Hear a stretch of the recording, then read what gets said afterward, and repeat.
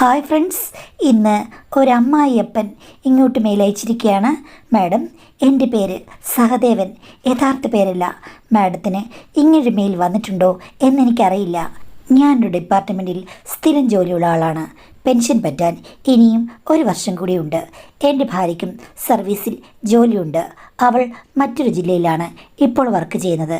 ഞങ്ങൾക്ക് 2 കുട്ടികളാണുള്ളത്, ഒരാണും ഒരു പെണ്ണും. പെണ്ണാണ് മൂത്തത്, അവളുടെ കല്യാണം കഴിഞ്ഞു.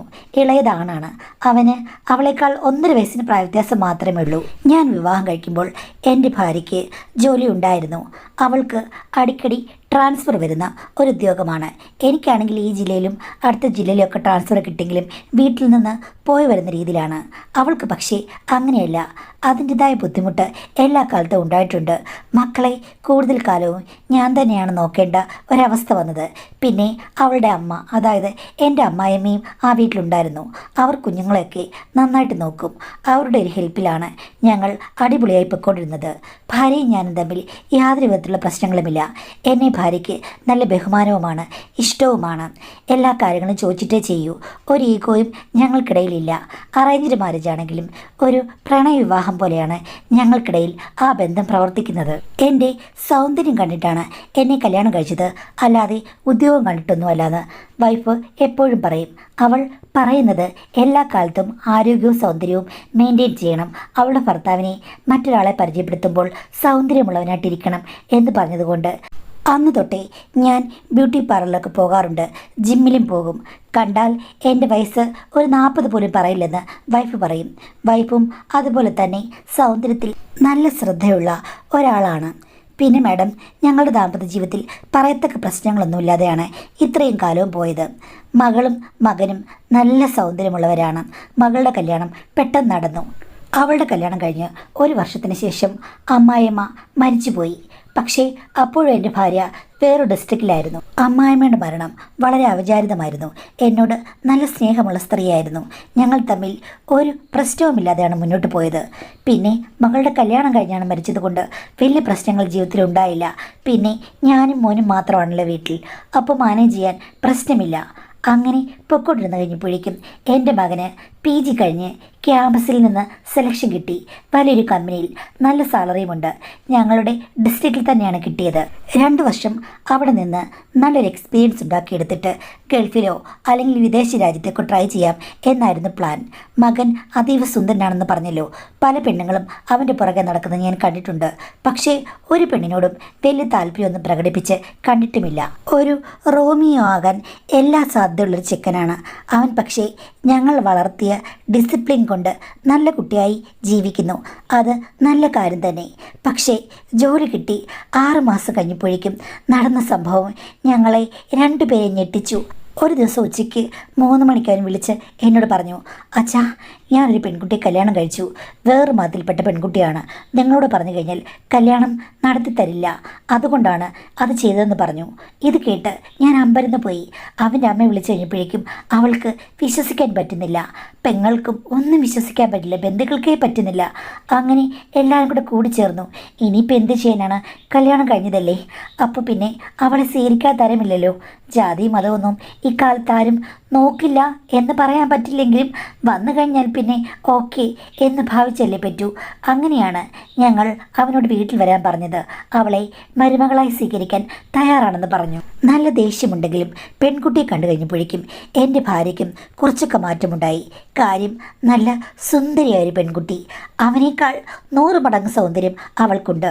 എന്തായാലും ഞങ്ങൾ തിരഞ്ഞാലൊന്നും അത്രയും സൗന്ദര്യമുള്ളൊരു പെണ്ണിനെ കിട്ടില്ല.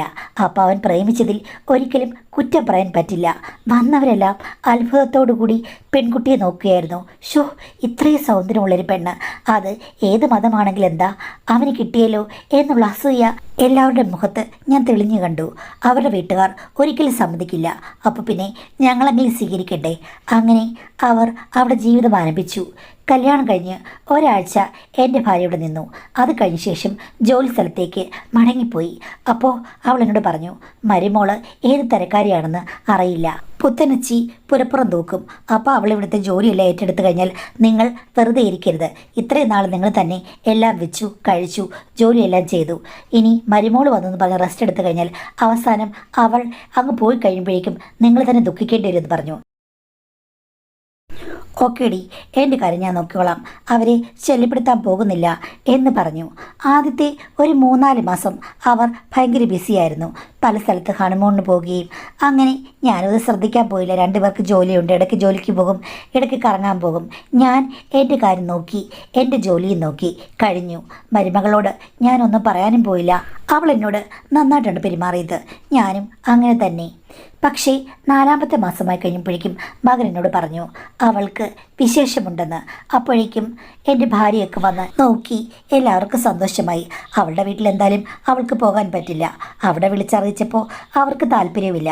അപ്പോൾ അവൾ ഇവിടെ തന്നെ കഴിയേണ്ടി വരും. സാരമില്ല, എല്ലാവരും ഉണ്ടല്ലോ. എൻ്റെ ഭാര്യ തിരിച്ചുപോയി. പക്ഷേ അത് കഴിഞ്ഞ് 1-1.5 മാസം കഴിഞ്ഞപ്പോഴേക്കും മോൻ എന്നെ വിളിച്ച് പറഞ്ഞു, അച്ഛാ അവൾ ആശുപത്രിയിലാണ്, ആ ഉണ്ടായ കാര്യങ്ങളൊക്കെ പോയെന്ന് തോന്നുന്നു പറഞ്ഞു. ഞാൻ ചോദിച്ചു, എന്ത് പറ്റി മോനെ? 2 പേരും കൂടി ബുള്ളറ്റിൽ വരുമ്പോൾ ഒന്ന് മറിഞ്ഞു വീണു. വലിയ പ്രശ്നമൊന്നും ഉണ്ടായില്ല, എങ്കിലും അവൾ വയറിടിച്ചാണ് വീണത്. അതുകൊണ്ടാണ് അങ്ങനെ പറ്റിയെന്നാണ് പറഞ്ഞത്. എന്തായാലും എല്ലാവരും സന്തോഷിച്ചതാണ്. അത് പോയി കിട്ടി. എൻ്റെ ഭാര്യ വന്ന് 2 പേരെയും ഒത്തിരി വഴക്ക് പറഞ്ഞു. 2 പേരും തല താഴ്ത്തിയിരുന്നു. ഞാൻ പറഞ്ഞു, ഇനി ആരെ വഴക്ക് പറയണ്ട, ഇതൊരു കുറ്റമൊന്നും അല്ലല്ലോ. ഇനിയും അവർക്ക് കുട്ടികളുണ്ടാകും, അവർ ചെറുപ്പമല്ലേ. എന്തായാലും ഡോക്ടർ 3 മാസം അവൾക്ക് റെസ്റ്റ് പറഞ്ഞു. കാര്യം കുറേയധികമൊക്കെ പ്രശ്നങ്ങളുണ്ടായിരുന്നു. അങ്ങനെ അവൾ ജോലിക്ക് പോകാതെ 3 മാസം വീട്ടിലിരിക്കാൻ തുടങ്ങി. പക്ഷേ 1 മാസം കഴിഞ്ഞപ്പോൾ തന്നെ അവൾ വീട്ടിലെ ജോലികളെല്ലാം ചെയ്യാൻ തുടങ്ങി. ഞാൻ പറഞ്ഞു, വേണ്ട മോളെ, ചെയ്യേണ്ട, ഞാൻ അവിടെ ചെയ്യുന്നത് അതൊന്നൊരു പ്രശ്നമില്ല എന്ന് പറഞ്ഞപ്പോൾ അവൾ പറഞ്ഞു, സാരമില്ലച്ചാ, ഞാനും സഹായിക്കാമെന്ന്. അവൾ എൻ്റെ കൂടെ കൈകോർത്ത് നിന്ന് നന്നായി പാചകമൊക്കെ ചെയ്തു. അവളുടെ വിഭവങ്ങളുടെ ടേസ്റ്റ് കണ്ട് ഞാൻ അത്ഭുതപ്പെട്ടു പോയി. ഭാര്യയെ ഞാൻ വിളിച്ചു പറഞ്ഞപ്പോൾ, ആഹാ, അവൾ അങ്ങനെയൊക്കെ കഴിവുള്ളവളാണോ? അതറിയില്ലല്ലോ, ഇനി വരുമ്പോൾ എനിക്കും കഴിക്കണമെന്ന് പറഞ്ഞു. അങ്ങനെ ഇടയ്ക്ക് ഭാര്യ വന്നു കഴിഞ്ഞപ്പോഴേക്കും എല്ലാം ഉണ്ടാക്കി കൊടുത്തപ്പോൾ എൻ്റെ ഭാര്യയും അത്ഭുതപ്പെട്ടു പോയി. എൻ്റെ ഭാര്യയും അമ്മായിയമ്മയൊക്കെ പാചകത്തിൽ ഇത്തിരി പുറകോട്ടാണ്. ഞാനാണ് പിന്നെയും നന്നായിട്ടുണ്ടാകുക. അവളുടെ കൈപുണ്യത്തിൽ ഭാര്യയും മയങ്ങിപ്പോയി. എന്നാലും മോളെ, നീ സൂക്ഷിക്കണം കേട്ടോ, ഓവറായിട്ട് വർക്കൊന്നും ചെയ്യേണ്ടെന്ന് പറഞ്ഞു. ശരി അമ്മയെന്ന് പറഞ്ഞു. ഒരു ഞായറാഴ്ച ദിവസം ഞാൻ തുണിയൊക്കെ മുറ്റത്ത് വിരിച്ചുകൊണ്ടിരിക്കുകയായിരുന്നു. ആ സമയത്തില്ലേ മാഡം, മകൻ്റെ മുറിയിൽ നിന്ന് 2 പേരും തമ്മിൽ എന്തോ ഒച്ച വെക്കുന്നത് കേട്ടു. ആദ്യം ഞാനത് ശ്രദ്ധിച്ചില്ല. പിന്നെ ശബ്ദം മറന്നു കഴിഞ്ഞപ്പോൾ കേൾക്കാനുള്ള ഒരു ക്യൂരിയോസിറ്റിക്ക് ഞാൻ ആ ജനലിൻ്റെ അവിടേക്ക് ഒന്ന് മാറി നിന്ന് തുണി വിരിക്കാൻ തുടങ്ങി. അകത്തുനിന്ന് അവൾ പറയുന്നു, ഇത്ര ആക്രാന്തം പാടില്ല മനുഷ്യനും. എന്തായാലും ഒരു സമയത്തും എനിക്കും ഒരു വിശ്രമമില്ലല്ലോ. എന്തോ ആക്രാന്തമാണ്, പുരുഷന്മാർക്ക് ഇത്രയും ആക്രാന്തം പാടില്ല എന്ന് പറഞ്ഞു കഴിഞ്ഞപ്പോഴേക്കും എൻ്റെ മകൻ പറയുകയാണ്, എടീ നിനക്കല്ലേടി ശരിക്കും പ്രശ്നം? അന്ന് നിന്നോട് ഞാൻ പറഞ്ഞതാണ്, ഇതറിഞ്ഞു കഴിഞ്ഞപ്പം റെസ്റ്റ് എടുക്ക്. അപ്പം നീ എന്താ പറഞ്ഞത്? ആദ്യത്തെ 3 മാസവും നല്ലപോലെ പറ്റും, ഡോക്ടർമാർ വെറുതെ പറയുന്നതാണ്. പിന്നെ അവസാനത്തെ 3 മാസം ഓക്കെയാണ്, ഇടയ്ക്കുള്ള സമയത്ത് മാത്രം അത് റെസ്റ്റ് എന്ന് പറഞ്ഞിട്ട് നീ കുതിരയെപ്പോലെ തുള്ളിച്ചാടുകയില്ലായിരുന്നു. വേണ്ടെന്ന് പറഞ്ഞിട്ടും ഇന്ന് നടന്നില്ലെങ്കിൽ നിങ്ങളോട് ഞാൻ പിണങ്ങും വരൂ എന്ന് പറഞ്ഞ് കുതിരക്കുട്ടിയെപ്പോലെ നീ തുള്ളിച്ചാടുകയില്ലായിരുന്നു. എന്നിട്ട് ഞാൻ പറഞ്ഞു, ഇടി സാരമില്ല, നമുക്ക് പതുക്കെ. അപ്പം പറഞ്ഞു, അതുപോരാ, എല്ലാ ഐറ്റങ്ങളും വേണം, മുകളിൽ നിന്ന് താഴേക്കുള്ള തുള്ളിച്ചാട്ടങ്ങളും നിനക്ക് വേണ്ടാന്ന് വെക്കാൻ മേലായിരുന്നു. അത് പറ്റത്തില്ല, നീ നന്നായിട്ട് തുള്ളിച്ചാടി. അങ്ങനെ 3ാമത്തെ ദിവസം തുള്ളിച്ചാടിയപ്പോഴല്ലടി ഇത് സംഭവിച്ചത്. ഞാൻ അപ്പോഴേ പറഞ്ഞതാണ്. എന്നിട്ട് കള്ളക്കഥയുണ്ടാക്കി, ഇവിടെ ബൈക്കിൽ നിന്ന് വീണതാണ്, ബുള്ളറ്റിൽ നിന്ന് വീണതാണെന്ന് പറഞ്ഞിട്ട്. പാവം അച്ഛനും അമ്മയും അത് വിശ്വസിച്ചു. അതുകൊണ്ട് നിന്നോടവർ നല്ല സ്നേഹത്തോടുകൂടി പെരുമാറുന്നു. യഥാർത്ഥം അറിഞ്ഞു കഴിഞ്ഞാലില്ലയോ നിന്നെ അവർ ഇവിടുന്ന് ഇറക്കി വിടും. ഓ, ഇപ്പോൾ തെറ്റ് എൻ്റെ മേലായോ? നിങ്ങൾക്കും എല്ലാ ദിവസവും ഒരിക്കലും അടങ്ങിയിരിക്കാൻ പറ്റില്ലായിരുന്നല്ലോ. ഏതെങ്കിലും സമയത്ത് എനിക്ക് വയ്യ, ഇന്ന് പറ്റാത്ത ദിവസമാണെന്ന് പറയുമ്പോഴേക്കും അതിനുള്ള സംവിധാനങ്ങൾ ഞാൻ ഉണ്ടാക്കാം, നീ ഒരു കൈ സഹായിക്കൂ, എൻ്റെ കൂടെ നിൽക്കൂ എന്നൊക്കെ പറഞ്ഞ് നിർബന്ധിച്ച ആളാണ്. എന്നിട്ട് അവസാനം എൻ്റെ മേൽ കൈക്കുറ്റം. പ്രേമിക്കുന്ന സമയത്ത് നിങ്ങൾ എന്നോടെന്താ പറഞ്ഞത്? എന്നെ ഭയങ്കര ഇഷ്ടമാണ്, എല്ലാ ദിവസവും എല്ലാ ടൈമും ഇത് മാത്രമാണ് നിങ്ങളുടെ മനസ്സിൽ നിന്നല്ലേ പറഞ്ഞത്. അന്ന് ഞാൻ മിടുക്കിയായതുകൊണ്ട് ഒന്നിനും സമ്മതിച്ചില്ല. കല്യാണം കഴിഞ്ഞപ്പം നിങ്ങളുടെ ഇഷ്ടത്തിനനുസരിച്ച് ഞാനങ്ങ് നിന്നേ ഉള്ളൂ. എൻ്റെ ഭർത്താവല്ലേ. അതിനാണ് നിങ്ങളിപ്പോൾ ആക്രാന്തം എന്ന് പറഞ്ഞത്. നിങ്ങൾക്കാ ശരിക്കും ആക്രാന്തം. എനിക്കെന്താടി ആക്രാന്തം? ആ, അത് ഡോക്ടർ പറഞ്ഞില്ലേ റെസ്റ്റ് ചെയ്യാൻ. അന്ന് എനിക്ക് വന്ന ബുദ്ധിമുട്ട് നിങ്ങൾക്ക് വല്ലതും അറിയാമോ? ഞാനല്ലേ അനുഭവിച്ചത്. 3 മാസം ഡോക്ടർ റെസ്റ്റ് പറഞ്ഞതാണ്. അത് കഴിഞ്ഞിട്ട് മതി, അല്ലാതെ ഇങ്ങോട്ട് വരണ്ട എന്നൊക്കെ പറഞ്ഞ് രണ്ടുപേരും കൂടെ തർക്കമുണ്ടാകുന്നു. ഞാനെപ്പോൾ പുറത്തു നിന്ന് ഒന്ന് ചുമച്ചു. അപ്പോഴാണ് രണ്ടുപേരും വഴക്കൊന്ന് നിർത്തിയത്. ഇതൊക്കെ ഭാര്യ ഭർത്താക്കന്മാർക്കിടയിൽ സ്വകാര്യമായ ചില യുദ്ധങ്ങളല്ലേ, പറയാൻ പറ്റില്ല. എന്നാലും എനിക്കൊരു കാര്യം മനസ്സിലായി, രണ്ടുപേരും നല്ല ഇൻട്രസ്റ്റ് ഉള്ളവരാണെന്ന്. ഇനി മരുമകളെ ഇവൻ ശരിയാക്കിയെടുത്താണോ ഇവനെ അവൾ ശരിയാക്കിയെടുത്താണോ എന്നറിയില്ല. എന്തായാലും പുതുതലമുറയിലെ പിള്ളേർ ഞങ്ങളെപ്പോലൊന്നുമല്ല, അവർ കുറച്ച് അഡ്വാൻസ്ഡ് ആണ്. ഈ കാര്യങ്ങളൊക്കെ അങ്ങോട്ടും ഇങ്ങോട്ടൊക്കെ പറഞ്ഞ് ചർച്ച ചെയ്ത് വളരെ ബൃഹത് പദ്ധതിയായിട്ട് പോകുന്നുണ്ട്. ഞാനും ഭാര്യയ്ക്കാണെങ്കിൽ അങ്ങനെയുള്ള കാര്യങ്ങളൊക്കെ ഓക്കെ ആണെങ്കിൽ കൂടിയും ഒന്നും ചർച്ച ചെയ്യാറില്ല, പിള്ളേരുടെ ഓരോരോ തലതിരിവുകളെ. എന്നാൽ അവളുടെ റെസ്റ്റ് പീരീഡൊക്കെ കഴിഞ്ഞ ശേഷം ഒരു ദിവസം ഒരു വഴക്ക് ഞാൻ കേട്ടു. ഇതുപോലൊക്കെ തന്നെയുള്ള സബ്ജക്റ്റ് ആയിരുന്നു. പക്ഷേ ആ സമയത്ത് അവൾ റൂമിൽ നിന്ന് അവനോട് പിണങ്ങി ഇറങ്ങി വന്നു കഴിഞ്ഞപ്പോഴേക്കും ഞാൻ അവിടെ നിൽപ്പുണ്ടായിരുന്നു. എന്നെ കണ്ട് അവളൊന്ന് ഞെട്ടി. ആച്ചാ, ചുമ്മാ എന്നോട് വഴക്കുണ്ടാക്കുക ചേട്ടനെന്ന്. ഞാൻ ഇപ്പോൾ വിളിച്ചു ചോദിച്ചു, എന്താണ് വഴക്കെന്ന്? ഒന്നുമില്ല അച്ഛാ, ഞാൻ പറഞ്ഞാലൊന്നും ഇവൾ കേൾക്കില്ല, അതുകൊണ്ട് ഞാൻ വഴക്കുണ്ടാക്കിയതാ എന്ന് പറഞ്ഞു. ഞാനാണെങ്കിൽ അത് നിസ്സാരമായിട്ടെടുത്തു. ഈ കാര്യങ്ങളൊന്നും ഞാൻ ഭാര്യയോട് ഒരിക്കലും പറഞ്ഞിട്ടുമില്ല. അവൾ എൻ്റെ കൂടെ വന്ന് ജോലി ചെയ്യാൻ തുടങ്ങി. ഞങ്ങൾ രണ്ടുപേരും കൂടി പാചകം ചെയ്യുകയാണ്. അവൾ തന്നെയാണ് ഇങ്ങോട്ട് പറഞ്ഞത്, അച്ഛാ വെറുതെ അങ്ങ് വഴക്കുണ്ടാക്കുകയാണ് കേട്ടോ, പുള്ളിക്ക് എന്തോ ഒരു മാറ്റമുണ്ട്. ഞാൻ ചോദിച്ചു, നിങ്ങൾ പ്രേമിച്ച് കല്യാണം കഴിച്ചവരല്ലേ, ഇത്രയും വിവാദപരമായിട്ട്? അതും 1 വർഷം പോലും ആയില്ല. അതിനു മുമ്പേ നിങ്ങൾക്കുള്ളിൽ എന്തുവാ മാറ്റങ്ങൾ എന്ന് ചോദിച്ചു കഴിഞ്ഞപ്പോഴേക്കും അവൾ പറഞ്ഞു, അച്ഛാ ഞാൻ ഒരു കാര്യം പറയാം. അച്ഛൻ്റെ മോനാണ് എൻ്റെ പുറകെ വർഷങ്ങളായി നടന്നത്. ഞാൻ പറഞ്ഞതാണ് വീട്ടുകാർ സമ്മതിക്കില്ലെന്ന്. പക്ഷേ നീ മാത്രം മതി, നീ മാത്രം മതി എന്ന് പറഞ്ഞ് എൻ്റെ പുറകെ നടക്കുകയായിരുന്നു. ഞാൻ അവസാനം അങ്ങ് സമ്മതിച്ചു. ഒരു ചുറ്റിക്കളിയുമില്ലാത്ത ഒരാളാണല്ലോ എന്ന് വിചാരിച്ചിട്ടാണ് ഞാൻ സമ്മതിച്ചത്. പക്ഷേ ഇപ്പോൾ എനിക്ക് മൊബൈൽ ഫോണിൽ ചില ചാറ്റുകളൊക്കെ കാണാൻ പറ്റുന്നുണ്ട്. പെണ്ണുങ്ങളോടൊക്കെ വെറുതെ എന്ന് ചാറ്റ് ചെയ്യുകയാണ്. അതേപ്പറ്റി ചോദിച്ചു കഴിഞ്ഞപ്പോഴേക്കും ഒന്നും അറിയില്ല എന്നുള്ള ഭാവം നടിക്കുകയാണ്. അതുമാത്രമല്ല, ഞാൻ ഇപ്പോൾ സ്നേഹിക്കുന്നില്ലത്രേ, അങ്ങനെയൊക്കെ പറയുകയാണ്. എന്തായാലും അച്ഛാ, ആ സംഭവം കൊണ്ട്. ഏത് സംഭവം മോളെ? അല്ല, അന്ന് അങ്ങനെ ബൈക്കിൽ നിന്ന് വീണിട്ടുണ്ടായ പ്രശ്നമില്ലേ, അതോടുകൂടി പുള്ളിക്ക് എന്നോടുള്ള സ്നേഹം കുറഞ്ഞിട്ടുണ്ടോ എന്നൊരു സംശയം. എന്തായാലും അവർ പറഞ്ഞത് കേട്ടെന്ന് എനിക്കൊരിക്കലും പറയാൻ പറ്റില്ലല്ലോ. എൻ്റെ മോളെ, നിങ്ങൾ ഇത്ര പ്രശ്നം ഉണ്ടാക്കി കല്യാണം കഴിച്ചവരാണ്. ഒരിക്കലും നിസ്സാര കാര്യത്തിൻ്റെ പേരിൽ പിണങ്ങുകയോ വേർപെടുകയോ ചെയ്യരുത്. അത് നിങ്ങൾക്ക് തന്നെ നാണക്കേടാണ്. നിങ്ങളെ സ്വീകരിക്കാൻ പോലും വീട്ടുകാർ പോലും ഉണ്ടാകില്ല. ഞാനാണെങ്കിലും സപ്പോർട്ട് ചെയ്യില്ല, നിങ്ങളുടെ വീട്ടുകാരാണെങ്കിലും സപ്പോർട്ട് ചെയ്യില്ല. അതുകൊണ്ട് രണ്ടുപേരും കൂടെ സ്നേഹിച്ച് ഒത്തൊരുമയോടുകൂടി പോകണം. പിന്നെ ഞാൻ നിന്നോട് പറയാൻ പറ്റില്ലെങ്കിലും ഒരു കാര്യം പറയാം. പുരുഷന്മാർക്ക് ആഗ്രഹം വളരെ കൂടുതലായിരിക്കും. അത് കണ്ട് സ്ത്രീ നിൽക്കണം. തട്ടാമുട്ടികളൊന്നും പറയരുത്. അവൻ്റെ ആഗ്രഹങ്ങൾക്കൊത്ത് അങ്ങ് നിന്നാൽ മതി. അപ്പോൾ എന്തിനാണ് വേറെ പെണ്ണുങ്ങളോട് ചാറ്റ് ചെയ്യുന്നത് എന്ന് ചോദിച്ചു. അപ്പോൾ അവൾ ഞെട്ടി എൻ്റെ മുഖത്ത് നോക്കി. അല്ല, അച്ഛനെന്താ അങ്ങനെ പറഞ്ഞത്?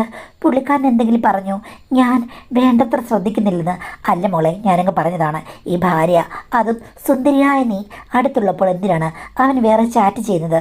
അപ്പോൾ നിൻ്റെ കയ്യിൽ നിന്ന് എന്തോ ഒരു മിസ്റ്റേക്ക് ഉണ്ട്. ആ സമയത്ത് നിനക്ക് അവനെ ശ്രദ്ധ തിരിച്ച് സ്നേഹിപ്പിക്കാൻ നോക്കരുതോ? അപ്പോൾ കാര്യങ്ങൾ റെഡിയാകും. ചാറ്റ് ചെയ്യാനുള്ള സമയം കൊടുക്കരുത്. ഭർത്താവിനോട് ചേർന്നിരിക്കുക മോളെ, അതല്ലേ ഭാര്യ ചെയ്യേണ്ടത്. അച്ഛന് ഇത്രയും ബുദ്ധിയൊക്കെ ഉണ്ടായിരുന്നു. പക്ഷേ അച്ഛനും അമ്മയും പണ്ടോട്ട് ദൂരെ ദൂരെയാണല്ലോ. എന്നിട്ട് നിങ്ങൾ രണ്ടുപേരും കാണുമ്പോൾ ചക്കര അടയും പോലെയാണല്ലോ. നിങ്ങൾ തമ്മിൽ ഇങ്ങനെയുള്ള കാര്യങ്ങളിലൊന്നും വഴക്കും വക്കാണോ ഒന്നുമില്ലെന്ന് തോന്നുന്നു. ഞാൻ പറഞ്ഞു, അത്യാവശ്യം വഴക്കൊക്കെ ഉണ്ട്, എങ്കിലും പണ്ട് തൊട്ടേ 2 സ്ഥലത്ത് നിന്ന് അങ്ങ് ശീലമായി. കുട്ടികളൊക്കെ വളർത്തി ഞാൻ ഭയങ്കര ബിസിയായിരുന്നു. അവളും ഈ പറഞ്ഞ പോലെ വല്ലപ്പോഴും വരും. ആ ലൈഫ് സ്റ്റൈൽ ഞങ്ങൾക്ക് 2 പേർക്കും അങ്ങ് സെറ്റായി. അതുകൊണ്ട് വലിയ പ്രശ്നങ്ങളൊന്നും ഉണ്ടായിട്ടില്ല. പിന്നെ ഞങ്ങൾ പ്രേമിച്ചൊന്നുമല്ലേ കല്യാണം കഴിച്ചത്.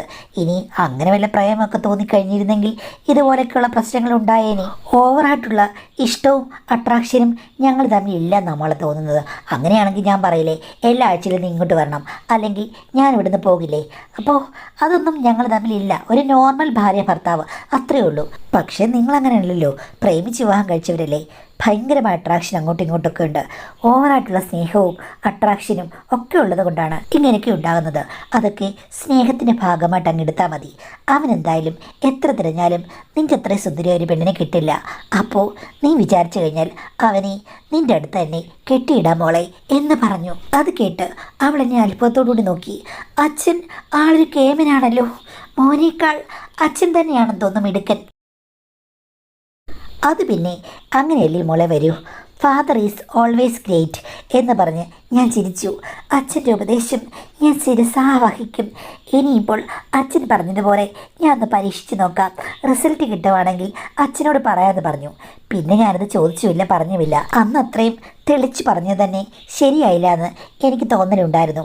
എന്തായാലും പിന്നെ കുറച്ചാൾ കഴിഞ്ഞപ്പോൾ അവളെന്നോട് പറഞ്ഞു, അച്ഛൻ പറഞ്ഞ ആശയങ്ങൾ ഞാനങ്ങ് ശിരസാവഹിച്ചു. അതുകൊണ്ട് നല്ല മാറ്റമുണ്ട്.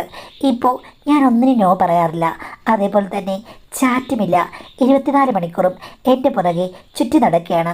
ഞാനിനി കുറേ കാലത്തേക്ക് ജോലിക്ക് പോകുന്നില്ല അച്ഛാ എന്ന് പറഞ്ഞു. അതെന്താ മോളെന്ന് ചോദിച്ചു കഴിഞ്ഞപ്പോഴേക്കും, ഇനിയിപ്പം ഒരു വിശേഷം ഉണ്ടാട്ടോ അച്ഛാ, ആദ്യം ഒരു പ്രശ്നമുണ്ടായല്ലോ എന്ന് പറഞ്ഞു. ഞാൻ പറഞ്ഞു ഓക്കെ മോളെ, അതാണ് നല്ലത്. അപ്പോൾ അവളോട് പറഞ്ഞു, അച്ഛാ അച്ഛൻ എല്ലാ ദിവസവും കറക്റ്റായിട്ട് ജിമ്മിൽ പോകുമല്ലോ, ചേട്ടൻ എന്താ ആ ശീലമില്ലാത്തതും? അതറിയില്ല, അവൻ ഇടയ്ക്കിടയ്ക്ക് പോകും, ഇടയ്ക്കിടയ്ക്ക് പോകില്ല. അവൻ ഒരു മടിയനല്ലേ. അച്ഛനെന്തിനാ എപ്പോഴും ജിമ്മിൽ പോയി ഇങ്ങനെ ചെറുപ്പക്കാരെ പോലെ നടക്കുന്നതും? അതെന്താടി നിനക്ക് ഇഷ്ടപ്പെട്ടില്ലേ? നിൻ്റെ ഭർത്താവിന് മാത്രം ചെറുപ്പമാകാവോ? എനിക്ക് ചെറുപ്പമാണ് നടന്നാൽ എന്തെങ്കിലും പ്രശ്നമുണ്ടോ? അതല്ല അച്ഛാ, അച്ഛനാണെങ്കിൽ ശരിക്കും നല്ല രീതിയിൽ ഹെൽത്ത് ശ്രദ്ധിച്ചിങ്ങനെ നടക്കുകയാണ്. പക്ഷേ അമ്മ വല്ലപ്പോഴും മാത്രമേ വരുന്നുള്ളൂ. അച്ഛൻ ഇങ്ങനെ ചെറുപ്പക്കാരനായി നടക്കുന്നതുകൊണ്ട് അമ്മയ്ക്ക് എന്താ ഗുണം? അതോ ഇനി അച്ഛന് വേറെ വല്ല ചുറ്റിക്കളിയോ ഉണ്ടോ? അപ്പോൾ ഒരാൾ ആരോഗ്യം സംരക്ഷിക്കുന്നതും ജിമ്മിലൊക്കെ പോകുന്നതും എല്ലാം ഇങ്ങനെയുള്ള കാര്യങ്ങൾക്ക് വേണ്ടി മാത്രമാണോ? അല്ലാതെ അവരുടെ ഒരു കോൺഫിഡൻസിനും ലുക്കിനൊക്കെ വേണ്ടിയിട്ടല്ലേ? എന്നാൽ വെച്ചാൽ ഇങ്ങനെ ചെറുപ്പക്കാരായിട്ടൊക്കെ നടന്നിട്ട് അമ്മ ഈ വല്ലപ്പോഴൊക്കെ വന്നിട്ട് എന്താ അതിലൊരു കാര്യം? എനിക്ക് തോന്നുന്നത് അച്ഛന് വേറെന്തോ ഒരു സെറ്റപ്പ് ഉണ്ടെന്നാണ്. ഒന്ന് പൊടി, ആവശ്യമില്ലാത്ത ഒരു കഥകൾ നീ ഉണ്ടാക്കാതെ. എനിക്കങ്ങനെ വേറെ സെറ്റപ്പ് ഒന്നുമില്ല. എന്നാലും അച്ഛൻ ഇത്രയും ചെറുപ്പായിട്ടിരുന്നിട്ട് ഇങ്ങനെ പോയാൽ മതിയോ? അതായത് ഉദ്ദേശിക്കുന്നത് ഞാൻ പണ്ട് തൊട്ടേ ഒരു പ്രത്യേക വൃത്തത്തിലാണ് പോകുന്നത്, അങ്ങനെയൊക്കെ മതി. ഞാൻ ജിമ്മിൽ പോകുന്നത് അതിനൊന്നുമല്ല. നിൻ്റെ മടിയനായ ഭർത്താവിനെ ആദ്യം നീ ജിമ്മിന് പ്രോപ്പറായിട്ട് വിടൂ. അവൻ ഉഷാറായാലേ നിനക്കും ഗുണവും വിശേഷമൊക്കെ ഉണ്ടാകൂ എന്ന് പറഞ്ഞു. അത് കേട്ട് കഴിഞ്ഞപ്പോഴേക്കും അവൾ പൊട്ടിച്ചിരിച്ചു. ഈ അച്ഛൻ്റെ ഒരു കാര്യം, പക്ഷേ ചേട്ടൻ പോയാലൊന്നും അച്ഛൻ്റെ ഇത്രയും മസിൽ വരുമെന്ന് തോന്നുന്നില്ല. അച്ഛന് ശരിക്കും പണ്ട് നല്ല 6 പാക്ക് ഉണ്ടായിരുന്നല്ലേ? ചേട്ടൻ പറഞ്ഞിട്ടുണ്ട്. അന്നൊക്കെ ഉണ്ടായിരുന്നു. ഇപ്പോൾ പിന്നെ അങ്ങനൊന്നും പറയാനില്ല. എങ്കിലും വയറൊക്കെ നല്ല ഒതുങ്ങിയിരിക്കുന്ന എനിക്കിഷ്ടമെന്നും. അത് ശരിയാച്ചാ, അച്ഛനെ കാണുമ്പോൾ തന്നെ ഒരു പ്രത്യേക ഭംഗിയാണ്. പ്രത്യേകിച്ച് പാൻറ്റും ജീൻസൊക്കെ ഇൻസേർട്ട് ചെയ്ത് പോകുമ്പോഴില്ലേ ഒരു പ്രത്യേക ഭംഗിയാണെന്നും പലരും പറഞ്ഞ് ഞാൻ കേട്ടിട്ടുണ്ട്. ഇവിടെ വന്ന് നിന്നോട് ആരുടെ ഇങ്ങനെ പലരും പറഞ്ഞത്? അത് പിന്നെ അപ്പുറത്തെ സരള ചേച്ചിയില്ലേ, ആ ഒരു ദിവസം എന്നോട് പറഞ്ഞു. എന്താ അവൾ പറഞ്ഞത്? അല്ല, അച്ഛനിങ്ങനെ ടൈറ്റ് ജീൻസൊക്കെ ഇട്ട് പോകുമ്പോഴേക്കും കാണുമ്പോൾ ഒരു ഭംഗിയാണ്. അവരുടെ ഭർത്താവിൻ്റെ കുടവേർ ചാടിയിരിക്കുകയാണ്. അതുകൊണ്ട് അവർക്ക് ഒരു താല്പര്യമില്ല. അപ്പോൾ നിങ്ങൾ പെണ്ണുങ്ങൾ എന്നെക്കുറിച്ച് ഇങ്ങനെയൊക്കെയാണ് സംസാരിക്കുന്നത്? അല്ല, എനിക്ക് തോന്നുന്നത് അവർക്ക് അച്ഛനൊരു നോട്ടം ഉണ്ടെന്നാണ്. അപ്പം നീ അതാണ് പറഞ്ഞത് എനിക്ക് വേറെന്തോ സെറ്റപ്പ് ഉണ്ടെന്ന്? ഒന്ന് പോടി, അവളൊന്നും എനിക്ക് ഒട്ടും ഇഷ്ടമുള്ള ടൈപ്പൊന്നും അല്ല. എൻ്റെ ടൈപ്പ് അതേ അല്ലെന്ന്. അപ്പം അച്ഛന് ടൈപ്പുണ്ട്. പറച്ച അച്ഛന് ടൈപ്പ് ആരാണ്? എങ്ങനെ ഇരിക്കുന്ന ആളാണ്? നമ്മുടെ അപ്പുറത്ത് രജനി എന്ന് പറയുന്ന ചേച്ചിയില്ലേ, വെളുത്തതൊടുത്ത്, ആ ചേച്ചിയെ കണ്ടു കഴിഞ്ഞാൽ അച്ഛന് ഇഷ്ടം തോന്നുമോ? നിനക്ക് എന്താടി പെണ്ണേ? എനിക്ക് ആരോടും താല്പര്യമില്ല, എൻ്റെ ഭാര്യയോട് മാത്രമേ താല്പര്യമുള്ളൂ. അതൊരു പ്രത്യേകതരം താല്പര്യമാണല്ലോ. എന്തായാലും അച്ഛൻ ഒരുങ്ങി നടക്കുമ്പോൾ അച്ഛൻ്റെ ജീവിതം ഇങ്ങനെ വെറുതെ പോകുന്നത് സരള ചേച്ചിക്ക് പോലും ദുഃഖമാണ്. ചില സമയത്ത് എനിക്കും ദുഃഖം തോന്നാറുണ്ട്. നിനക്കെന്തിനാ ദുഃഖം തോന്നുന്നത്? എൻ്റെ അമ്മായച്ചനല്ലേ, എൻ്റെ അമ്മായച്ചൻ സുന്ദരനായിട്ട് നടക്കുന്നു. പക്ഷേ കഷ്ടപ്പെട്ടുണ്ടാക്കിയ അച്ഛൻ്റെ ഈ യൗവനം പാഴായി പോവുകയാണോ എന്ന് എനിക്കൊരു സംശയം. നീ എന്തൊക്കെയാണ് ഈ പറഞ്ഞത് എന്ന് പറഞ്ഞു കഴിഞ്ഞപ്പോഴേക്കും അവൾ വന്ന് എന്നോട് ചേർന്ന് നിന്നു. എൻ്റെ ഷർട്ടിൻ്റെ ബട്ടൺസിൽ തെരിപ്പിടിപ്പിച്ചു. നീ എന്താ കാണിക്കുന്നത് ചോദിച്ചു കഴിഞ്ഞപ്പോഴേക്കും അവൾ എന്നോട് പറയുകയാണ്, അച്ഛാ ഞാൻ പറഞ്ഞതുകൊണ്ട് അച്ഛൻ ഒന്നും തെറ്റിദ്ധരിക്കരുത്. യഥാർത്ഥ ഒരു പുരുഷൻ്റെ ഫീലിംഗ് അച്ഛൻ അടുത്ത് നിൽക്കുമ്പോഴാണ് വരുന്നത്. യഥാർത്ഥ ഒരു പുരുഷൻ്റെ രൂപവും ഗന്ധവുമുള്ളത് അച്ഛനാണ്. എൻ്റെ മനസ്സ് പലപ്പോഴും വേലി ചാടി തുടങ്ങി. അച്ഛ, നീ എന്തൊക്കെയാണ് ഈ പറഞ്ഞത്? ആവശ്യമില്ലാത്തൊരു കാര്യങ്ങൾ പറയാതെ മാറിപ്പോ എന്ന് പറഞ്ഞു കഴിഞ്ഞപ്പോഴേക്കും അവൾ എന്നെ വെറുതെ വിട്ടില്ല. അവൾ പറഞ്ഞു, ഇല്ല, ഇനി ഞാൻ മാറില്ല. ഇത്രയും കാലം എനിക്ക് തോന്നിയത് പറയാൻ വെമ്പി നിന്നു. ഇനിയിപ്പോൾ എനിക്കെന്തായാലും വിട്ടുമാറാൻ പറ്റില്ല. അച്ഛൻ അടുത്ത് നിന്നപ്പോൾ ഇത്രയും കാലം ഞാൻ സഹിച്ചു നിന്നു. ഇനിയിപ്പോൾ അത് പറ്റില്ല. എനിക്കും എൻ്റെ ആഗ്രഹങ്ങളുടെ കിളിക്കൂടുകൾ തുറക്കണം. ഞാൻ തുറക്കും, കാണും, ആസ്വദിക്കും, സ്വന്തമാക്കും എന്ന് പറഞ്ഞ് അവളുടെ കൈവിരലുകൾ പെട്ടെന്നാണ് പ്രതിപ്രവർത്തിച്ചത്.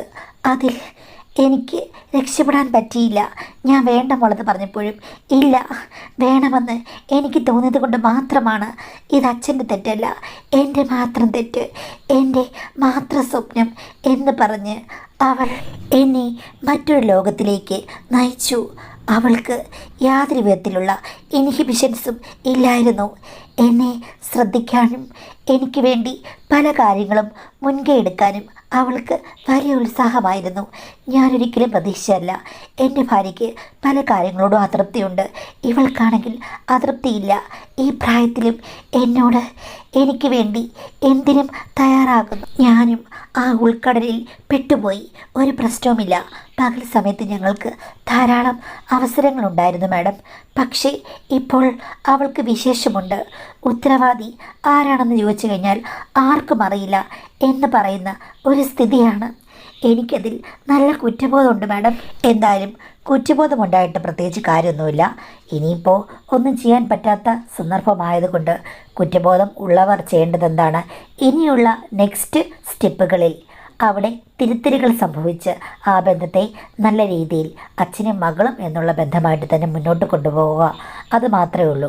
ചെയ്ത കാര്യങ്ങൾ അല്ലെങ്കിൽ കഴിഞ്ഞു പോയ കാര്യങ്ങൾ മറക്കുക, അവിടെ ക്ഷമിക്കുക, അഡ്ജസ്റ്റ് ചെയ്യുക. ലോകത്തിന് മുന്നിൽ നമുക്ക് പലപ്പോഴും അഭിനയിക്കേണ്ടി വരും. അതൊക്കെ മെയിൻറ്റെയിൻ ചെയ്ത് ജീവിക്കാൻ മാത്രമേ പറ്റുകയുള്ളൂ. അല്ലാതെ അതിന് പ്രത്യേകിച്ച് നമുക്ക് തുടച്ചു മാറ്റുന്ന ഒരു റെമഡിയൊന്നും എടുക്കാൻ പറ്റില്ല. മനസ്സിനെ മാറ്റുക, സാഹചര്യങ്ങൾക്കനുസരിച്ച് ജീവിക്കുക, അതല്ലേ പറ്റുകയുള്ളൂ. അല്ലാതെ കുറ്റബോധം കൊണ്ട് പ്രത്യേകിച്ച് കാര്യമൊന്നുമില്ല. പക്ഷെ കുറ്റബോധം വന്നു കഴിഞ്ഞാൽ മനുഷ്യൻ മാറണം എന്ന് ഞാൻ എപ്പോഴും പറയാറുണ്ട്. അത് ചെയ്യുക, മാറുക.